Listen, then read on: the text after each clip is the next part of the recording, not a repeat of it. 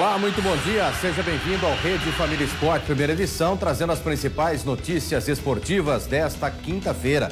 E olha que ontem nós tivemos a final da Copinha, onde o Corinthians acabou vencendo por 2-1 e conquistando o título da Copinha. Daqui a pouquinho nós vamos ver detalhes desta partida e também do título. Vamos falar também de seleção brasileira. Ontem a vitória sobre a Colômbia, no jogo da amizade, acabou dando à seleção brasileira o ranking, a primeira colocação no ranking de seleções da FIFA. Mas vamos começar a falar de Copinha. O Timão conquistou ontem seu 10º título da Copa São Paulo. Bateu o Batatais por 2-1. Vamos ver.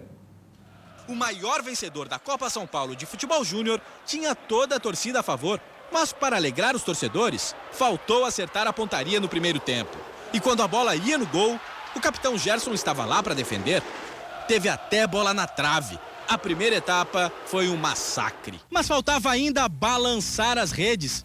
Levar a decisão para os pênaltis poderia ser perigoso para o Corinthians, já que Gerson, o goleiro do Batatais, defendeu 3 penalidades no jogo contra o Botafogo. O Batatais, que pela primeira vez chegava a uma final, foi valente. Aguentou a pressão, até que o artilheiro Carlinhos abriu o placar. Marquinhos chutou na saída do goleiro e fez 2-0. Douglas Potti ainda marcou um golaço para o Batatais. Mas a vitória ficou mesmo com o Corinthians, 2-1. Para os vencedores, medalhas, troféu e, quem sabe, novas oportunidades. É um título onde qualquer atleta de base quer ganhar, é uma vitrine maravilhosa para expansão, né? Pretendo subir, buscar meu espaço e compor o time que esse ano vai vir muito forte no profissional. A taça de campeão da Copa São Paulo de futebol júnior ficou com o Corinthians pela 10ª vez.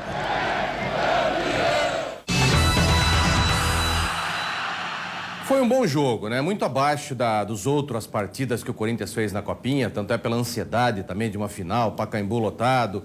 O Batatais também, acredito que o que jogou contra o Paulista de Jundiaí não foi o Batatais que nós vimos durante toda a Copinha foi esse que jogou contra o Corinthians ontem, tanto é que durante a Copinha nós enaltecemos o trabalho do Batatais, que no sábado, antes da decisão da semifinal contra o Paulista, já sabia da irregularidade do Paulista, por isso que não se esforçou em nada, e até acho que também foi um pedido da diretoria do Batatais para que não se envolvesse em confusão, deixasse o time do Paulista jogar à vontade, porque já sabiam que iriam com certeza para a final, porque a denúncia era muito forte.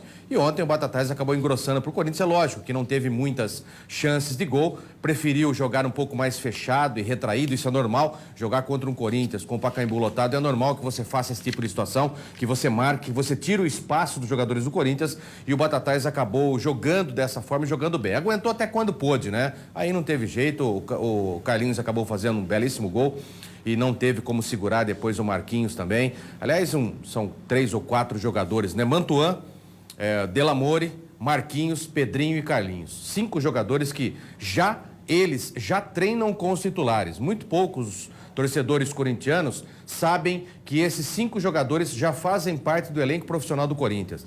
Eles, o ano passado, já subiram, já fazem a tal da suplementação, inclusive o Marquinhos, que é um deles, é o mais franzino de todos.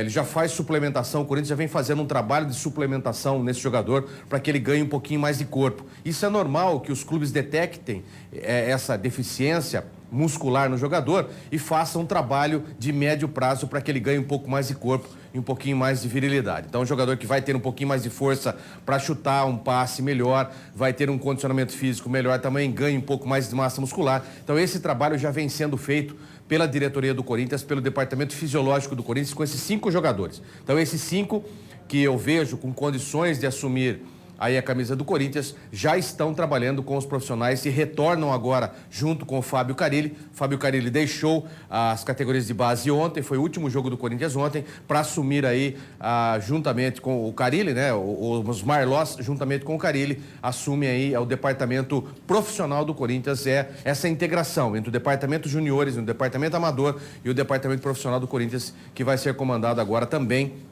por esse belo treinador que é o Osmar Loz. Osmar Loz, então, deixa a categoria de base e sobe para o profissional para ajudar o Fábio Carille nessa integração da base com o profissional. O Brasil venceu a Colômbia no jogo da amizade e assumiu a primeira colocação no ranking de seleções da FIFA. Acompanhe. O público vibrou quando Neto, Alan Ruschel, Jackson Follmann e o jornalista Rafael Renzel surgiram no gramado. Depois de homenageados, assistiram a 1 minuto de aplausos. Se antes da partida o técnico Tite falou que o melhor resultado seria um empate, os jogadores mostraram o contrário. As duas seleções perderam chances de marcar. Quase no fim do primeiro tempo, Robinho levou uma pancada nas costas. A dor impediu a reedição da dupla com o Diego, que substituiu o amigo no intervalo.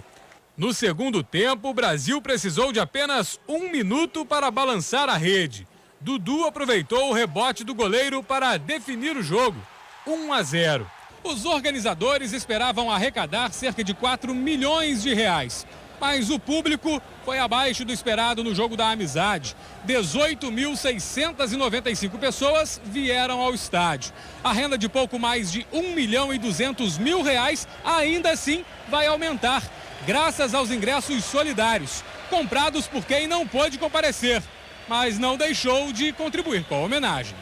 Todo o valor arrecadado será entregue às famílias das vítimas do voo da Chapecoense. Tive a oportunidade de estar com o Neto, com o Follmann, e realmente é um grande exemplo, né? São heróis, e tudo que nós pudermos fazer para ajudar aqueles que se envolveram nesse trágico acidente aí, nós faremos com muito prazer.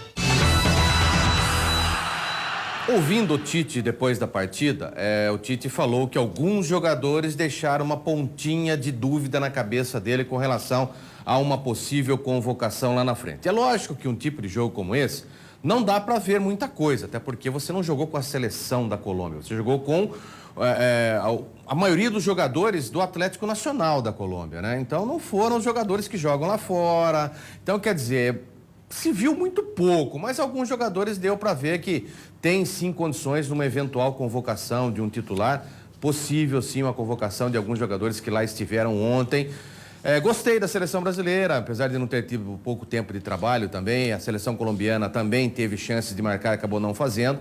E depois, no segundo tempo, logo no primeiro minuto, o Dudu acabou fazendo um gol, né, numa falha defensiva. Jamais você pode ter 3 contra 3 num cruzamento desse na área. Imagina, a soberania da defesa tem que ser sempre maior do que o ataque. Então, por isso que numa bola sobrada como essa, o Dudu, pequenininho Dudu, jamais poderia ter liberdade para cabecear dentro da área como fez. São erros normais de um time que joga muito pouco junto, né? Uma seleção que se reuniu 1 dia, 2 dias no máximo para jogar uma partida como essa. Mas o bom é que a seleção brasileira está de volta ao topo do ranking de seleções da FIFA, isso é muito importante.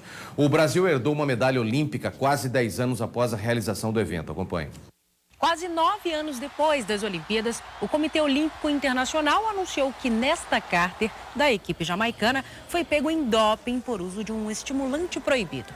Com a eliminação da Jamaica, Trinidad e Tobago ficou com a medalha de ouro, o Japão com a prata e o Brasil, que havia terminado a prova em 4º lugar, herdou a medalha de bronze. A outra consequência, Usain Bolt, o homem mais rápido do mundo, terá que devolver uma de suas 9 medalhas de ouro.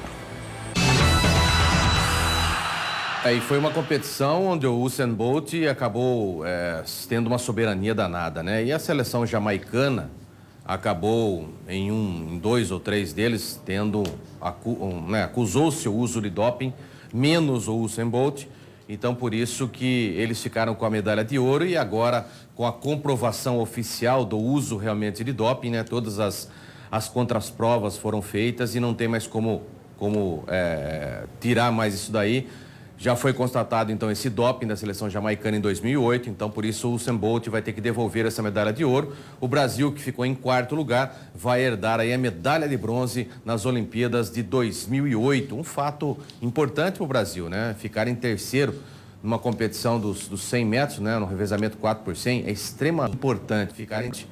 Parabéns, então, aos corredores, aos atletas do Brasil que estiveram, mesmo sem condições nenhuma de treinamento, acabam conquistando uma medalha de ouro. Fantástico.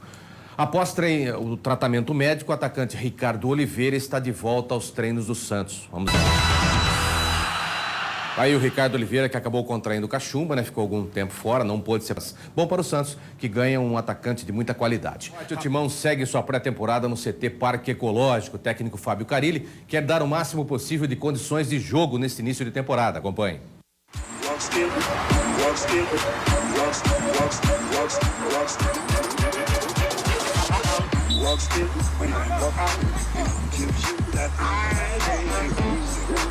Got me jealous of you. Walk still when I walk out and gives you that eye. Got me jealous of you, jealous of you.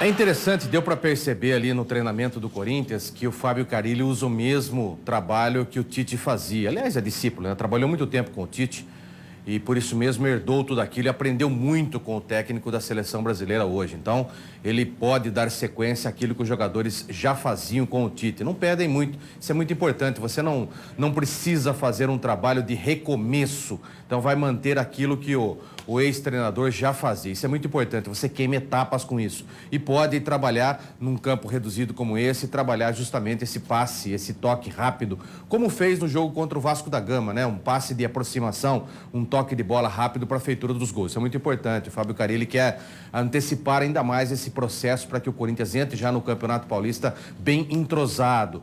Tecnicamente, sabe que alguns jogadores têm qualidade técnica, só precisa um pouco mais da parte física para que aguentem os 90 minutos. Após pré-temporada na Flórida, o São Paulo está de volta aos treinos no CT. Acompanhe.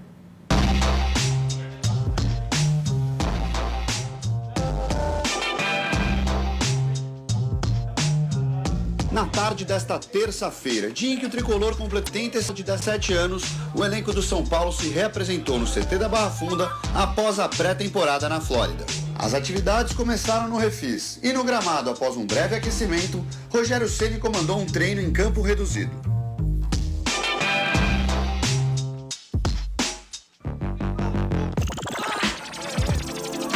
Como é costume nos treinos de Rogério, as atividades foram dinâmicas, com bastante intensidade e competitividade.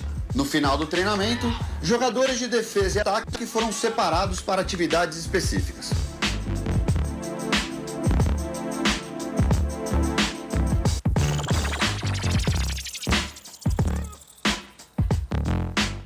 Amanhã, o elenco São Paulino se reapresenta pela manhã, para dar sequência aos treinamentos visando a temporada 2017.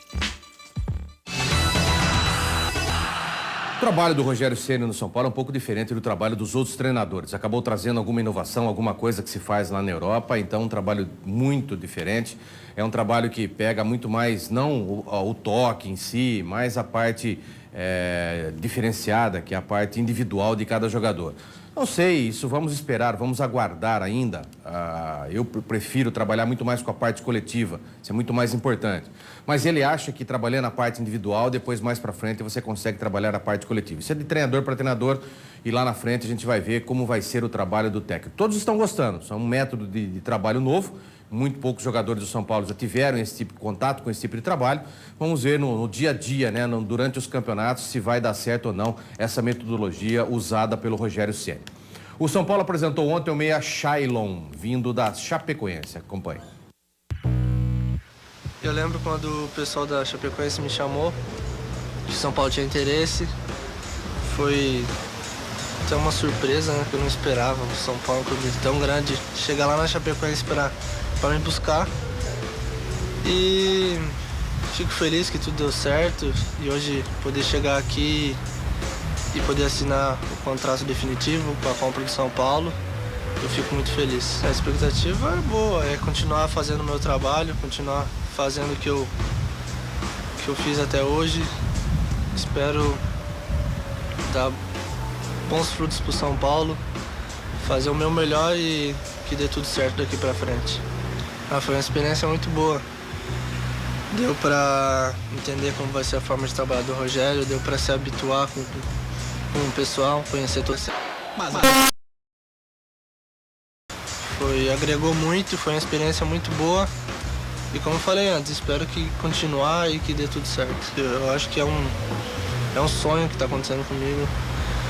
É o que eu sempre desejei na minha vida, poder jogar no clube grande. E fico muito feliz com essa oportunidade que o São Paulo me deu e essa confiança que eles me dão. Shailon é jovem ainda, um meia esquerda, tem muito tempo para se adaptar no São Paulo. Não sei se ele vai ser o titular, acho que não. Vai ainda demorar um tempo para que esse jogador tenha ainda a confiança do técnico Rogério Ceni. Vai ser trabalhado para que um dia venha a ser o titular com a camiseta do São Paulo. Após o treino de ontem, o zagueiro Edu Dracena falou da concorrência que terá no elenco palmeirense. Vamos ver. Porque isso acaba internamente tendo aquela competição saudável que sempre foi aqui dentro do Palmeiras, para que a gente consiga o nosso objetivo. A gente sabe que esse ano é um ano bem promissor para nós. A gente vai fazer de tudo para que a gente consiga os nossos objetivos e cada vez mais chegando jogadores de qualidade. Isso é bom para a gente elevar o nível técnico da nossa equipe. E para você, né? Como é que você projeta a tua temporada? Porque na última temporada você veio no Corinthians e aí começou como titular, depois o Mina chegou, né? Mas você alternando partidas no titular, no reserva. Para muita gente, bom, mas o Edu já é um cara experiente, né? Como é que ele vai reagir com isso? Você termina como campeão brasileiro e agora esse ano de novo começa, né? Entre os titulares, mas tem Mina, tem Vitor Hugo. Mas como é que você projeta? O importante é estar ali, né? Como você diz, no grupo de apoio também. Mas isso é bom quando muda o treinador. Acho que muda também várias situações, né? De repente aqueles que estavam jogando fica com o pé atrás, porque aí equipara todo mundo. Então acho que está todo mundo no mesmo nível. Eu acho que é lógico que o Eduardo vai ter várias opções para que ele possa escolher quem de repente possa jogar e ser o... Eu não falo titular porque eu acho que a gente mostrou ano passado que é um grupo que se ganha, porque se você falar que o ano passado fui reserva, joguei 17 jogos no Brasileiro, quase um turno todo. Então um reserva não pode jogar isso, né? O Thiago jogou praticamente isso, o Mina jogou um pouco mais, o Vitor Hugo jogou um pouco mais. Então acho que não tem essa de titular. Eu acho que a gente está aqui para que quando a gente for solicitado, a gente procurar fazer o nosso trabalho, fazer bem feito, porque mostramos ano passado que o grupo faz a diferença e fez. Eu acho que vários jogos, alguns titulares não jogaram, e outros que entraram mantiveram o mesmo nível de atuação dos outros que estavam. Então acho que isso faz um grupo vitorioso. Eu acho que o Palmeiras está no caminho certo. Acho que o Alexandre fez um grande trabalho nos bastidores de trazer vários jogadores importantes nos clubes anteriores, e tomara que junto com nós consigamos aí manter, né, com títulos, com vitórias. Eu acho que isso que o torcedor espera. Já conversamos bastante sobre isso e parece que fica redundante a conversa sobre o mesmo assunto. Parece que fica redundante esse monte de jogadores que o Palmeiras contratou e se vai ter briga saudável ou não. Isso depende do treinador, do Eduardo Batista, se consegue dominar e domar o ímpeto desses jogadores que lá estão. São jogadores já tarimbados e vamos ver se eles vão ou não aceitar a reserva. Tem várias competições a serem jogadas. É lógico que não vai ter 2 times, não tem como você ter isso. Vamos ver a briga no dia a dia, como é que vai ser para montar esse time e ver se os outros vão aceitar aí a reserva e aqueles que não forem convocados também. Do Rede Família Esporte, primeira edição, fica por aqui. Estarei de volta às 7 da noite. Fique agora com Marielle Jacon, do RF News. Tchau.